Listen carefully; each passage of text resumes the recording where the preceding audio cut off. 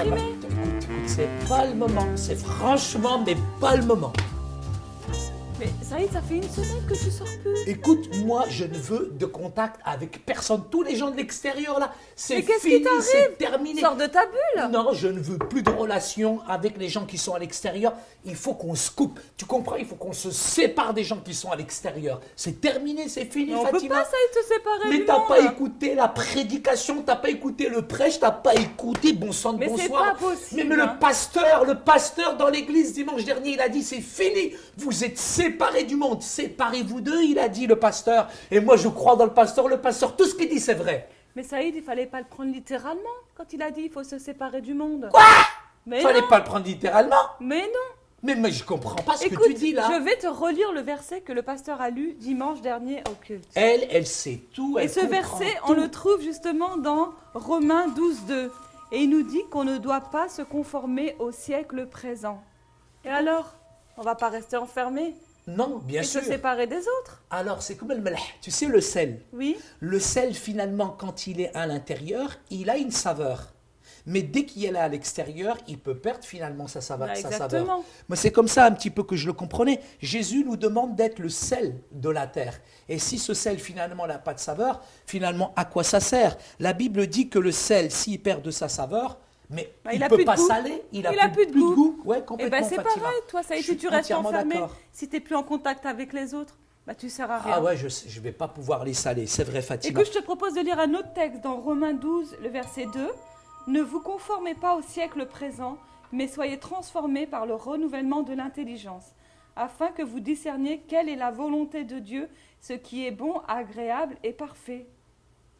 Mais écoute, moi, dans ce cas-là, je vais prendre un cheval, je vais retourner à l'ancien temps et je vais commencer à faire tagada, tagada. Écoute, moi, je comprends pas ce que tu Saïd, veux dire, là. arrête de toujours passer à l'extrême. Essaie de comprendre ce que tu lis. Bon, Enfin, ce que dit- adapte-le. Ce que dit Paul aux Romains, je comprends. C'est-à-dire que les voies de Dieu sont différentes des nôtres. Et ce que Paul appuie en tout cas, c'est cette exhortation à vivre selon les voies de Dieu. Et nos voies ne sont pas nos voies, mais elles sont celles de Dieu. Je comprends mieux maintenant ce texte. Exactement, Saïd. Mais je veux être vraiment sûre que tu as bien compris. Est-ce que tu pourrais le reformuler autrement, ce que tu viens de dire, mais en nous racontant une histoire, en me racontant une histoire? Oui, je me souviens de cette histoire dans cette école où il y avait un jeune qui s'appelait Fares. Et Fares, lui, c'était le pitre, tout le monde le regardait, tout le monde le connaissait. Il aimait faire rire, en tout cas, toute la classe. Mais dans sa classe, il y avait un jeune. Et ce jeune-là, il n'était pas comme les autres, Mustapha. Mustapha était sérieux, personne ne jouait avec lui. Et un jour, il y a eu un grand examen et ils ont tous triché dans la classe. Tu sais, le seul qui n'a pas triché, c'était ce petit jeune, Mustapha, qui n'a pas triché. Et par contre, Fares, quand il a vu l'authenticité, quand il a vu la saveur, l'atmosphère, l'authenticité finalement de ce petit Mustapha, parce qu'il était vrai, ben, il a été touché par son comportement et il est devenu, Fatima, le meilleur de ses amis, parce que ce jeune Mustapha, il est devenu finalement comme du sel, qui a contaminé finalement Fares quelque part. Ce qui est intéressant dans l'histoire que tu me racontes, c'est que malgré qu'il fasse partie de la classe, il ne s'est pas laissé influencer par le reste de la classe. Pas du tout. Et il faut être courageux quand on est Ah, il faut être très un courageux. adolescent. Dieu, il a travaillé de la même manière avec les Israélites. Dans l'Ancien Testament, on voit qu'il avait, je dirais, choisi un peuple qui était le peuple choisi par Dieu. C'était son sacerdoce royal en quelque sorte. C'était cette nation sainte. Et en tant que nation, cette nation-là était complètement différente des autres, de toutes celles qui les entouraient. Tu sais, Saïd, la plupart des lois dans l'Ancien Testament mettent en avant le fait que l'on ne devait pas mélanger deux différentes semences, que l'on ne devait pas mettre deux animaux au même endroit, comme l'âne et le bœuf. Mesquine. Et puis aussi que, bah ouais, l'âne et le bœuf sont sous le même joug. Ouais, je pense que si je fais un parallèle, Dieu, il avait aussi commandé au peuple d'Israël justement de ne pas se mélanger avec les autres nations. Et en même temps, il leur avait même commandé de ne pas se marier. Mais bon, toi, tu es algérienne, moi, je suis marocain, heureusement que ça a changé. Simplement te dire que c'est vrai, Dieu les avait gardés purs pour qu'ils soient une lumière dans le temps qu'il avait choisi, pour qu'ils soient finalement la lumière du monde et communiquer le message. C'est vrai que Dieu, il veut qu'on soit différent du monde, qu'on soit justement cette lumière et que cette lumière, elle soit pour sa gloire. Oui. Mais il y a un verset biblique qui est très intéressant, Fatima, que tu pourrais peut-être nous lire, dans Matthieu chapitre 6, verset 24. Personne ne peut servir deux maîtres, car il détestera le premier et aimera le second, ou il s'attachera au premier et méprisera le second. Vous ne pouvez pas servir Dieu et l'argent.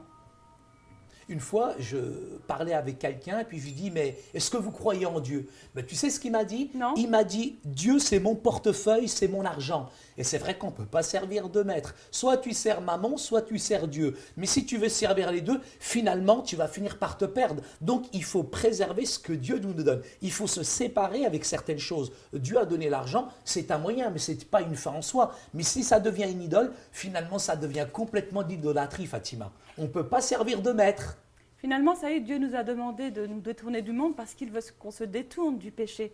Et dans ce monde, il y a des choses qui sont mauvaises pour nous. Parce que tout simplement, on passe tellement de temps dans des choses finalement qui sont éphémères, secondaires, et on ne se concentre plus finalement sur les choses qui sont vrai, essentielles. Saïd, dis-moi, c'est quoi être séparé du monde? J'aimerais l'entendre avec tes propres mots. Écoute Fatima, séparer du monde, c'est pas être dans une boîte de conserve. D'accord. C'est pas s'enfermer dans une grotte, dans une caverne comme un ours, Oui. mais c'est simplement, en tout cas, vivre dans le monde, mais en se séparant de certaines choses qui sont nuisibles et qui vont être en contradiction, je dirais, avec les valeurs de la Bible. Donc, non seulement Dieu nous dit, on est du monde, mais on n'est pas séparé complètement, mais il y a certaines choses sur lesquelles je dois me séparer. Et Dieu nous a promis de recevoir des promesses, d'être avec le Père et d'être différents finalement des autres. Et c'est comme ça qu'on va impacter, qu'on va toucher finalement les gens qui sont à l'extérieur. Parce que c'est notre vie chrétienne, c'est notre témoignage qui va faire finalement la différence, Fatima. Donc, Saïd, si j'ai bien compris, on vit dans ce monde. Oui. Et mais Dieu nous protège. Et on ne doit pas se conformer à ce monde. Complètement, Fatima. Autre chose aussi, Saïd, c'est qu'on a été mis à part pour Dieu. Oui. Et encore, Saïd, c'est que bien qu'on soit séparé de ce monde, grâce à ça, on doit éviter certaines choses. Voilà, on devient saint. Et c'est comme ça qu'on est accepté de Dieu. Oui. Parce que justement, on ne vit pas comme les autres. Non, on ne vit pas comme les autres. Et un dernier point, Saïd, c'est que Dieu nous protège. C'est un véritable Père. Parce qu'on s'est mis en fait sous la main de Dieu en fait. Et il nous protège. Ben alors pourquoi j'ai peur? Pourquoi j'hésite alors? Ben dans ce cas-là... Parce que Saïd, toi tu as tendance à prendre tout à la lettre. Ah ok. Et tu dois comprendre en fait que les choses, elles doivent alors j'ai rien compris, j'ai rien compris. Choses, et surtout les versets doivent j'ai une idée Fatima. Oui. Si on allait en boîte de nuit ce soir... Non mais là c'est encore l'extrême. Quoi? C'est l'extrême encore une fois. On peut pas faire ce qu'on veut. Mais tu me dis de ne pas quitter le monde et maintenant je te dis de pas aller dans le monde, tu me dis non. Non, il est dit qu'on ne doit pas se conformer au monde, mais on doit y vivre. D'accord Fatima, alors qu'est-ce qu'on fait ce soir? Bah comme d'habitude.